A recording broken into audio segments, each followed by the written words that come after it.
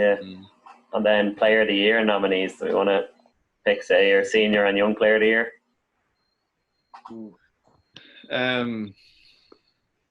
Well, I've just got my Player of the Year here, but like obviously very difficult to choose from.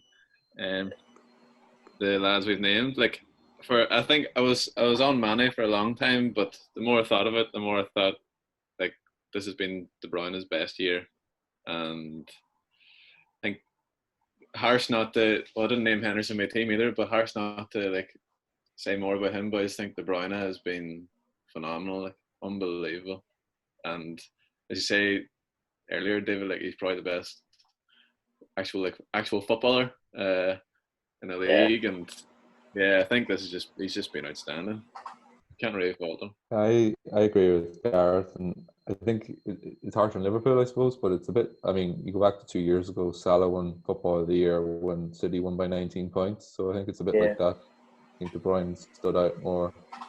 Like if you think, like I think about Liverpool, like with Salah and Mane, it's a bit like Riri and Robin for Bayern, where they're both really good, and if the other one wasn't there, the other one will get more credit.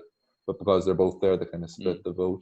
I think Henderson's had a very good season, but I think De Bruyne's just a better player, and it just kind of stands out more.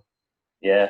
Yeah, I would go for Henderson just because it's been such an unprecedented season for Liverpool, and he's been an ever-present. There's been a little bit of rotation elsewhere, and like Virgil van Dijk is a better player than him, and Salah and Mane are obviously better players than him, but it's more what they encapsulate in a given season. I just think he's been the emblematic player in the Liverpool team this year, and as the captain as well. I think he's going to win it as well. I think it's probably, if the football writers and the players sometimes differs, so I think it is probably going to be between Mane and Henderson. But as I said at the start, like De Bruyne, if it was just you were picking a team to play tomorrow, he'd be the first name in the team sheet because he's the best player in the league. I went for Henderson for similar reasons to Ronan. Just think, finally, I think he's handled like the weight and the whole title thing and all that so well. And he's actually had, on the pitch, apart from all the leadership stuff, which has been really impressive, like he's actually had his best ever season for Liverpool, probably on the pitch as well. When Fabinho got injured at Christmas, everyone was talking about Liverpool going through a wobble and stuff, but he actually came in and Liverpool played unbelievably well, kept a lot of clean sheets, and he was holding midfielder. So I think just for his all-round, it reminds me when we picked Modric for Ballon d'Or Player of the Year that time ahead of Messi and Ronaldo.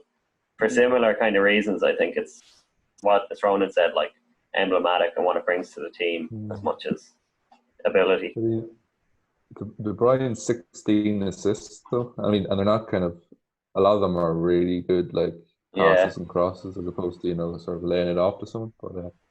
But it's like when Ginola won Player of the Year in '99 when United won the treble. Like if people look back at that in 10 years, they'd be like, how did De Bruyne possibly win Player of the Year when City lost the league by 30 points or whatever? So I just think as a representation of this season, I think it'd be weird not to have a Liverpool player. But De Bruyne, you couldn't argue with he's an incredible player. Young player, then I thought Alexander Arnold is going to give it to.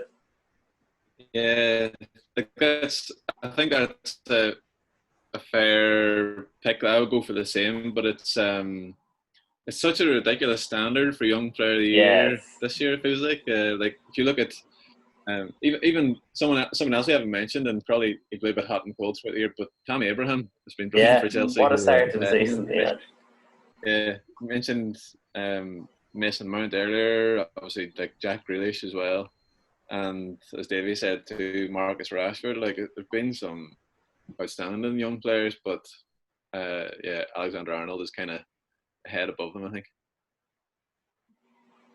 Yeah, I kind of feel like for a long time I kind of thought Alexander Arnold was in contention for Player of the Year, and it made me think, is it because he's right back, partly because he isn't in contention, and then this is kind of no surprise then that he's been encouraged to go into midfield to get more credit, because it's not much more he could do from a creative standpoint at right back.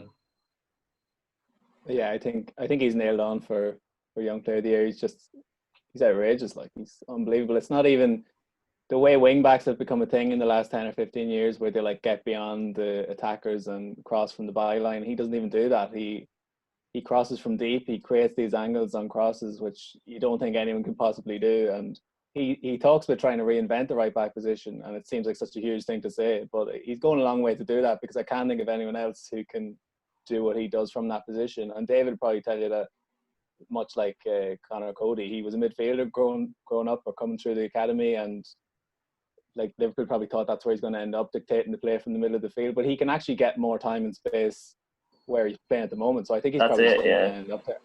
Who's manager of the year then? Oh. You see, Wilder, I would say, in any other year, but I think you have to give it to Klopp when his team wins it by 25. Well, at the minute, 25 points clear, having never won a Premier League. But It's Wilder, 100% Rodgers have been unbelievable. Yeah, I think again, it'd be strange not to give it to Klopp, but Wilder's done a crazy. Like, it'd be interesting to see how they do next year. Like, I'm not going to say it's a flash in the pan. I'd say even if they finish mid-table next year, it's an unbelievable achievement. It